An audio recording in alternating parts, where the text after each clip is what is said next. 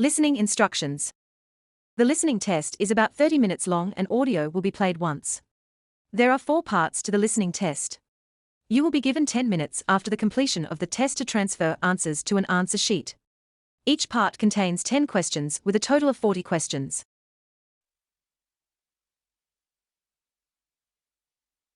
Section 1. You will hear a telephone conversation between a passenger and an official at the Land Transport Information Service at Toronto Airport. First, you have some time to look at questions 1 to 5.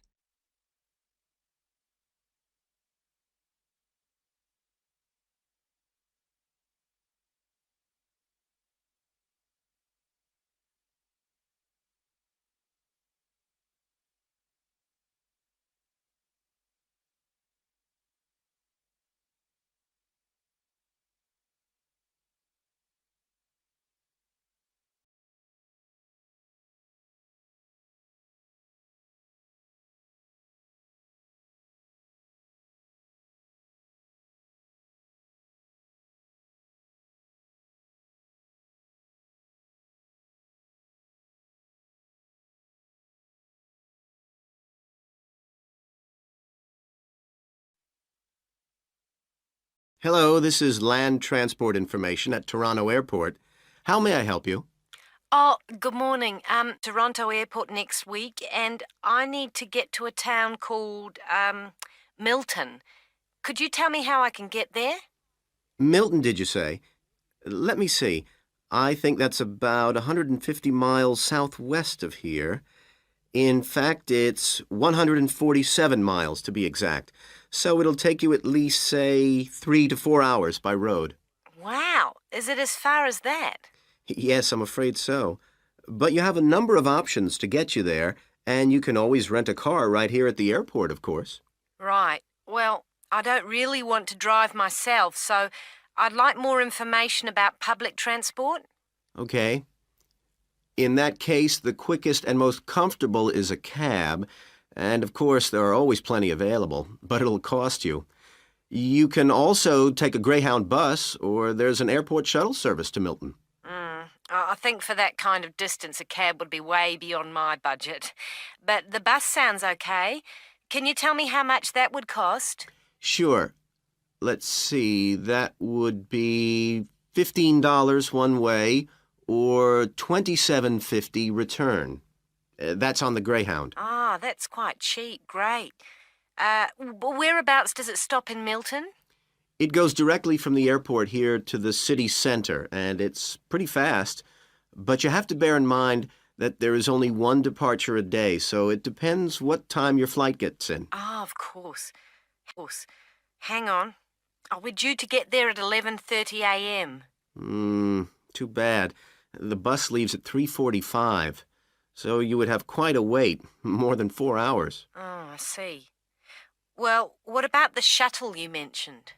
Okay, that's the airport shuttle that will take you from the airport right to your hotel or private address.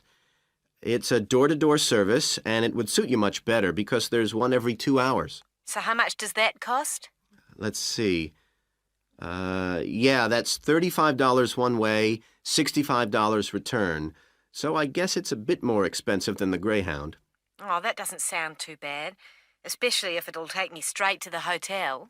But you do need to reserve a seat. Okay. Is it possible to make a booking right now, through you? Sure. Before you hear the rest of the conversation, you have some time to look at questions 6 to 10.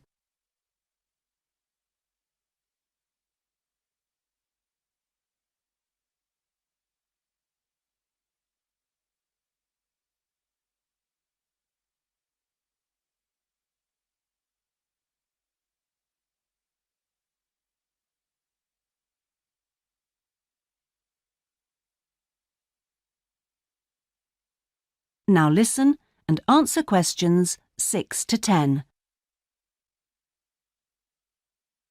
Okay, I just have to fill this form out for you. So, what date do you want to book this for? The 16th of October. Oh, no. Sorry, that's my departure date.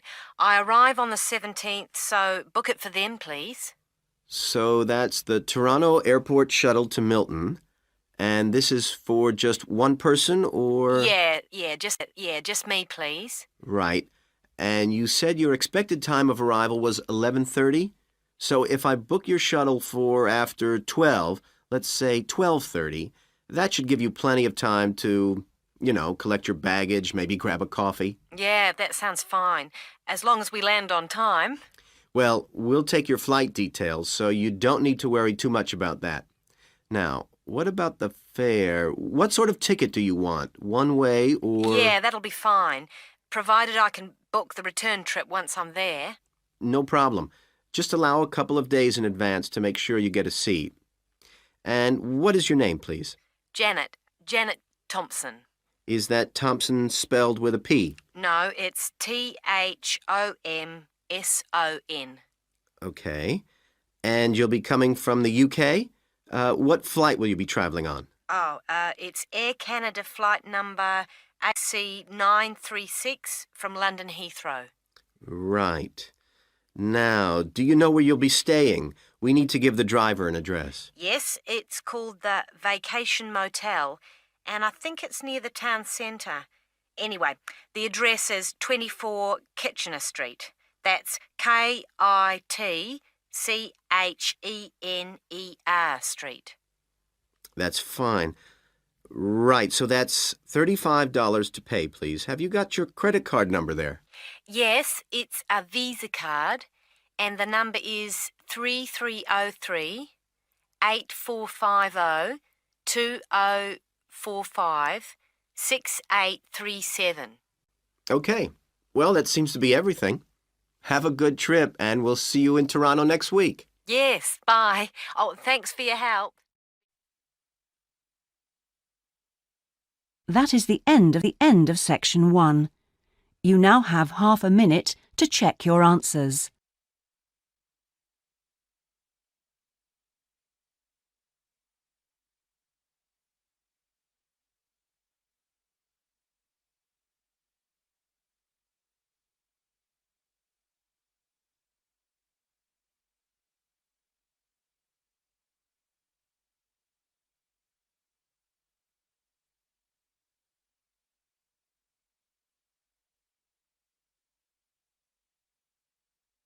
Now turn to section 2. Section 2. You will hear a representative from a holiday company called PS Camping giving a talk about the holidays the company organises.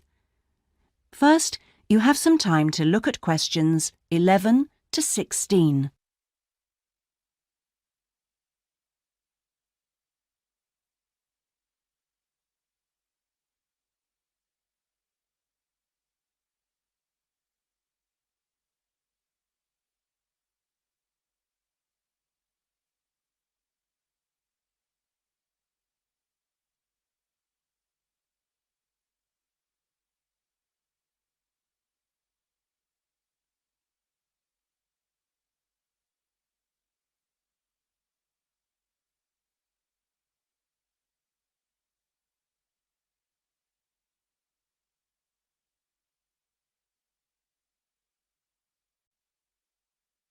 Now listen and answer questions 11 to 16. Thank you all for coming to my talk this evening. It's nice to see so many people in the audience. For those of you who don't know very much about PS Camping, let me start by giving you some background information about the company. The company started 25 years ago. It actually opened as a retail chain selling camping equipment, and then, 20 years ago, it bought a small number of campsites in the UK and began offering camping holidays. The company grew rapidly and has been providing holidays in continental Europe for the last 15 years. If you book a camping holiday with us, you'll have a choice of over 300 sites. In Italy, we now have some 64 sites that we either own or have exclusive use of. France is where we have the majority of sites. and we currently have a project to expand into Switzerland. We also have a number of sites in northern Spain, particularly in the mountainous region of Picos de Europa. We've upgraded all these Spanish sites and improved them considerably from their original 3-star rating. We believe our holidays offer superb facilities for the whole family. Parents who want their children to be fully occupied for all or part of the day can take advantage of our children's activities. These are organised by our well-qualified and enthusiastic staff. Each day kicks off with a sports match, perhaps football or volleyball, followed by an hour of drama for everyone. This may include singing or dancing, mime or other activities. In the afternoon, there's a different art activity for each day of the week, including a poster competition or model making. What's more, our sites are truly child-friendly, and with this in mind, we operate a no-noise rule in the evenings. Children's evening activities usually finish at 9:30 or occasionally 10, and from 10:30 holidaymakers are expected to be quiet in the areas where there are tents.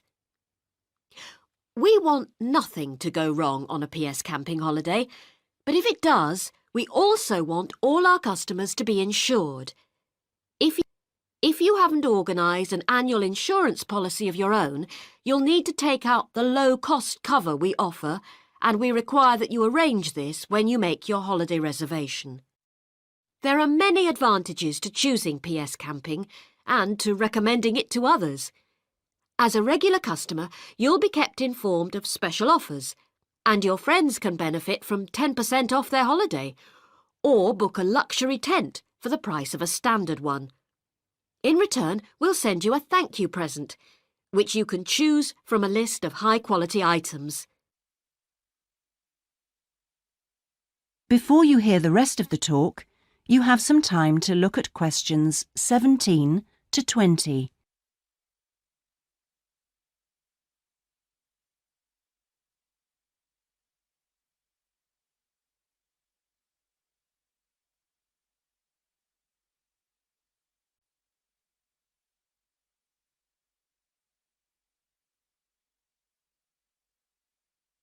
Now listen and answer questions 17 to 20.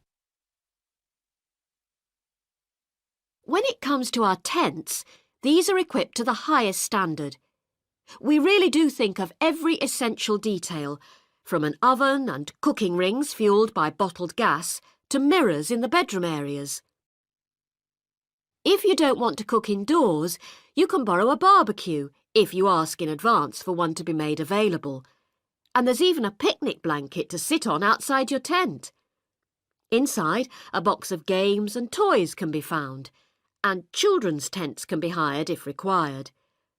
All tents have a fridge, and if you want to spend the day on the beach, for example, ask for a specially designed PS Camping cool box, which will keep your food and chilled. There are excellent washing facilities at all our sites, with washing machines and clothes lines in the central areas, along with mops and buckets in case your tent needs cleaning during your stay. All sites have a cafe and/or a shop for those who'd rather eat in than dine at a local restaurant. That is the end of section 2. You now have half a minute to check your answers.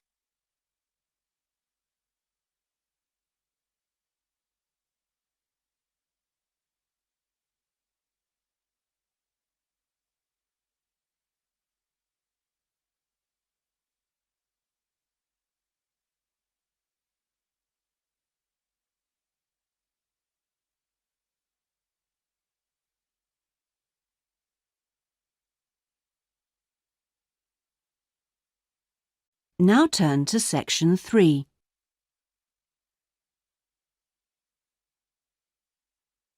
So 3. You will hear a tutor talking to 2 business students called Philip and Janice about their research on managing individuals. First, you have some time to look at questions 21 to 23.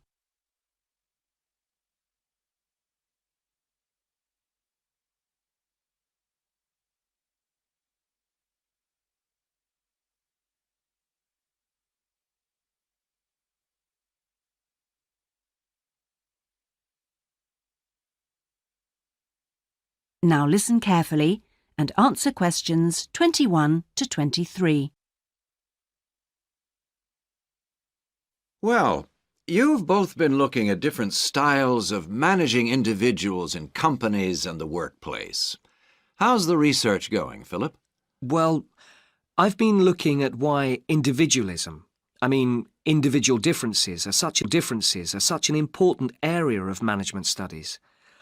When you think about any organisation, be it a family business or a multinational company, they're all fundamentally a group of people working together.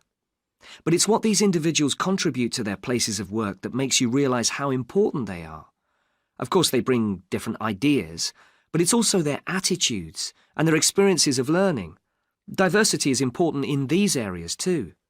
So why do people behave so differently from one another at work? There are lots of reasons, but research has shown that a lot of it comes down to personality. And the other factor is gender. It's a well-known fact that men and women do lots of things in different ways, and the workplace is no different.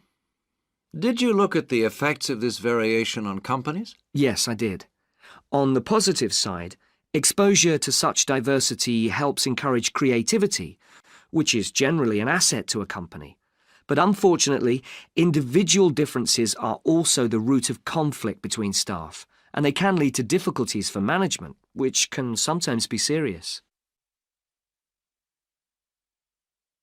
Before you hear the rest of the conversation, you have some time to look at questions 24 to 30.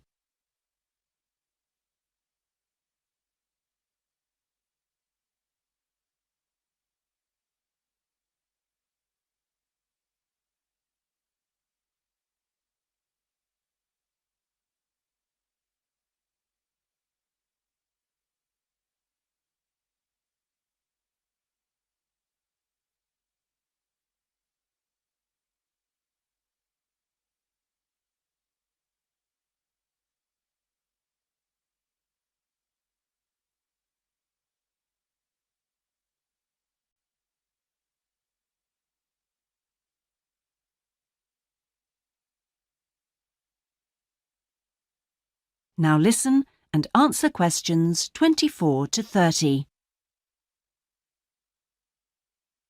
Thanks, Philip. So now I guess the two main things to remember here are to identify individual talent and then to utilize it. So, Janice, you were looking at identifying different talents in workers. Do you think this is easy for managers to do? Well, currently, teamwork is in fashion in the workplace, and in my opinion, the importance of the individual is generally neglected.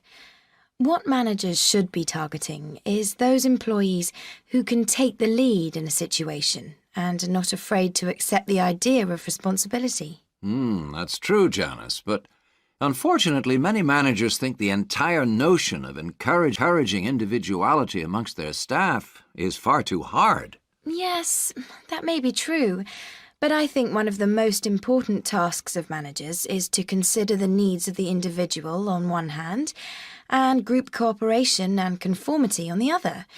It requires creative thinking on the part of management to avoid tension. So, Janice, what kind of people do you think companies should be looking for? Well, it has to start from the very beginning, when companies are looking for new employees. When the personnel department is choosing between applicants, they need to look for someone who's broken the mould and can think for themselves. Instead, people making these decisions often use a range of psychological tests to see if a person is a problem solver or will do as they're told. I'm not convinced these qualities are actually the most important. So do you think being a good team player is overrated? No, it's not overrated. You do need to learn the rules and learn them fast. No individual can get around this if you're working in an organisation. So how should managers deal with this? Rewards. When an individual demonstrates the behaviour the organisation expects, some kind of incentive can be given. What's important here is that this happens right at the beginning, so new recruits learn the rules of the system immediately. Also, the incentive should be something the individual actually wants, and this isn't always just money. To come back to you, Philip, you were saying that recognition of good performers is essential. Now, what else should managers be looking for? Well, managing people means you not only have an understanding of your employees, but you also recognise the culture of the organisation. In fact, for some, creativity and individuality may be the last thing they want to see during working hours. Very true. Yes, but managing people isn't as easy as it looks. For example, change in the workplace can be quite tricky, especially if there's a need to increase profit. And at times like these, managers may have to give priority to profit rather than individual staff needs. Yes, and that creates difficult situations for people. Yes, but what's important is that managers are able to deal with quite high levels of personal stress. During times of change, they should be thinking not only about the strain on their staff, but take time out to think of themselves. Absolutely. So, what are the implications of that? That is the end of section 3. You now have half a minute to check your answers.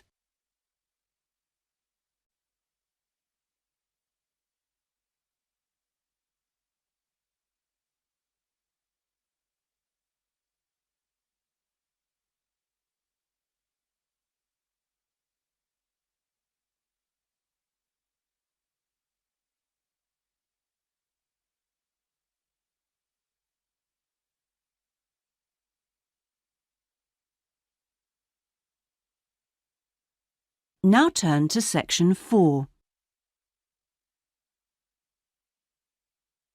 Section 4. You will hear part of a lecture about cave paintings and other types of rock art. First, you have some time to look at questions 31 to 40.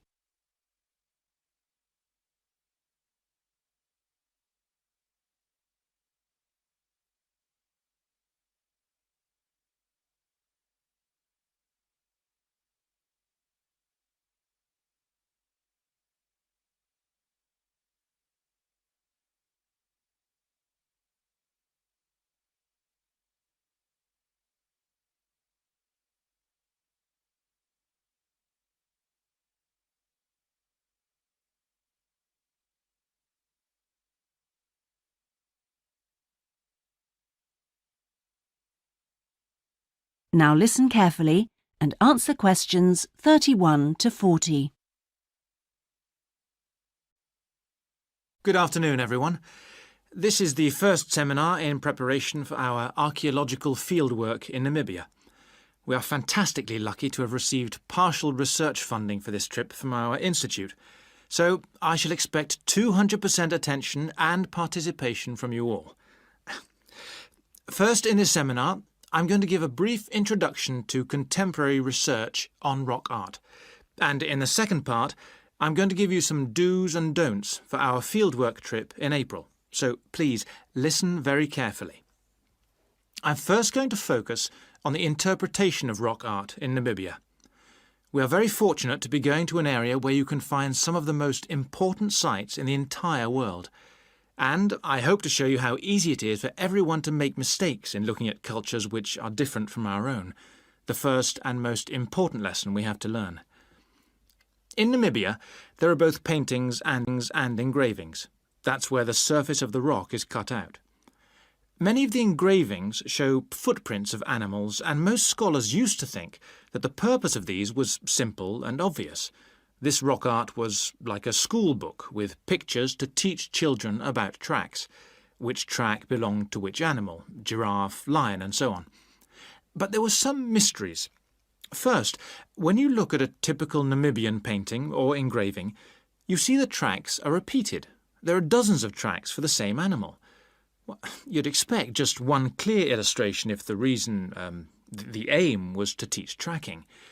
Now, there were two more problems. Why are some of the engravings of animals very accurate, as you'd expect, all clearly identifiable, and others quite unrealistic? And another mystery. Some of these unrealistic animals, that's in the engravings, seem to be half human. Some, for example, have got human faces. Many researchers now think that these were pictures the wise men engraved of themselves. They believed they could use magic to control the animals they had drawn, so the hunters could then catch them for food. This shows you some of the dangers of coming from one culture to another, as we'll be doing, without understanding it fully. Scholars imagined that children looked at rock art pictures to learn to track, just because they themselves had learnt skills from pictures. Many researchers now believe that rock art had a much more complex purpose, and we'll talk more about it next week.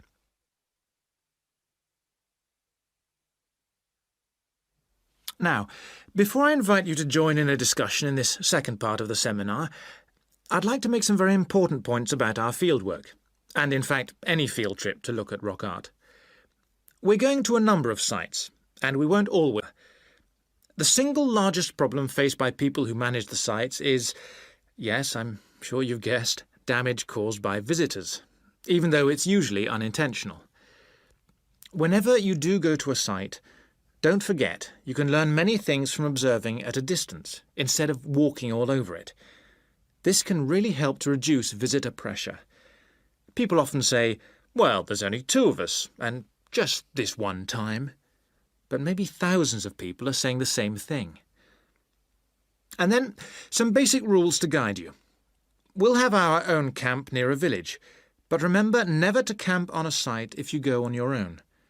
It may be disrespectful to the people of that culture, and certainly don't make fires, however romantic it may seem. It's really dangerous in dry areas, and you can easily burn priceless undiscovered material by doing so. So, how are we going to enjoy the rock art on our field trip? By looking at it, drawing it, and photographing it. Never by touching it or even tracing it. Rock art is fragile and precious. Remember that climbing on rocks and in caves can destroy in a moment what has lasted for centuries. So, no heroics in Namibia, please. Try to be extra careful and help others to be too. Oh, and lastly, please don't even move rocks or branches to take photographs. You should leave the site intact. I'm sure I can rely on you to do that. Well, that's about all I want to say before today's first discussion. But if you have any questions, please ask them now. Oh, and don't forget you'll find some fascinating information about worldwide sites on the internet. Right, first question then. That is the end of section 4. You now have half a minute to check your answers.